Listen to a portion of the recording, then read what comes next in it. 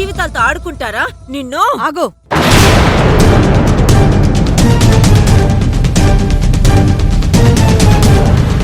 సాటి ఆడదానిగా సపోర్ట్ చేయాల్సింది పోయి అతనికి వత్తాసు పలుకుతున్నారా? పైగా యమజ తల్లిని కూడా బెదిరిస్తున్నావు. వాళ్లతో పాటు నిన్ను కూడా బుక్ చేస్తాను. వినపడిందిగా, మా యమజకు న్యాయం జరగకపోతే మీలో ఎవ్వరిని వదిలిపెట్టను. ఏంటి బెదిరిస్తున్నారా? చెయ్యి తప్పుకి ఇలా ఇంటి ముందుకొచ్చి గొడవ చేస్తే నేనే మీ మీద కేసులు పెడతాను. కేసులు పెడతావా? అంటే నువ్వే తప్పు చేయలేదా? అవును, చేయలేదు. చూడండి, మీరు ప్రూఫ్స్ లేకుండా ఇక్కడికి వచ్చి గొడవ చేయడం తప్పు. ఆ యమజ కావాలని ఇలా డ్రామాలన్నీ ఆడుతుంది. అంటే ఏంటండి? ఆ యమజ కావాలనే మీ అబ్బాయి మీద నింద వేస్తుందంటారా? అవును, ఇంతకు ముందు ఇలాంటి డ్రామాలు చాలా చేసింది.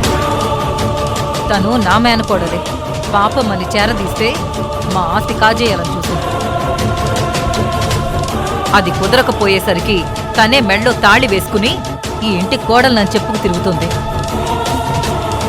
ఇప్పుడు కొత్తగా కడుపు కాకరకాయ అని రోడ్డు మీద పడింది. సరే, యమజే డ్రామాలు ఆడుతుందని ప్రూవ్ అయితే మేం మీకు క్షమాపణ చెప్పి వెళ్ళిపోతాం. ఒకవేళ అమ్మాయి కడుపులో పెరుగుతున్న బిడ్డకు నువ్వే తండ్రివని తెలిస్తే ఏం చేస్తావు? తప్పొప్పుకొని అమ్మాయి మెడలో తాళి కట్టావా? అర్జున్ గారు, మల్లయ్యుండి మరో అమ్మాయి జీవితంతో మీరెలా ఆడుతున్నారు? సమాజంలో ఒక స్టేటస్ లో ఉన్న మీరు ఒక అమ్మాయి జీవితాన్ని నిజంగానే నాశనం చేశారా? చెప్పండి సార్, చెప్పండి ఏం సార్, మాట్లాడరే? చెప్పండి.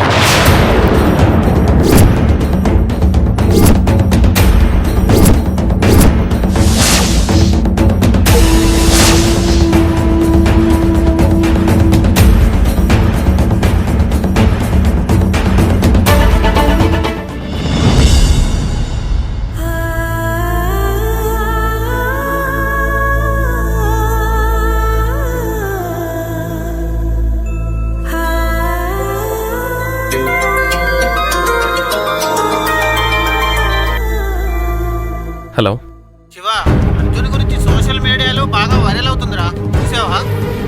ఒకసారి నీ ఫోన్లో చూసుకో. ఓకేరా. యమజకు న్యాయం జరగాలి. Arjun down down. Yamaja pregnancy కారణం మీరేనా?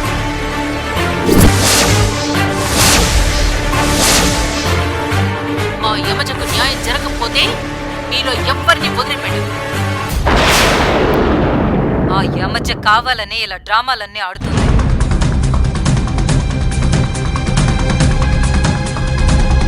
ఏమైంది శివ? చూడండి అత్తయ్య, సరే, యమజే డ్రామాలు ఆడుతుందని ప్రూవ్ అయితే మేం మీకు క్షమాపణ చెప్పి వెళ్ళిపోతాం.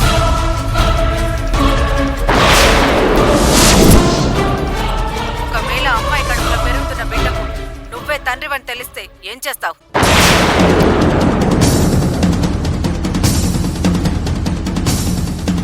చూసావా అత్తయ్య, మధ్య నా పెద్ద కూతురు అన్నావు కదా, నిజంగా తన్ని పెద్ద కూతురు అయితే ఇలా చేస్తుందా? నేను నీకు మొదటి నుంచి చెప్తున్నాను కదా.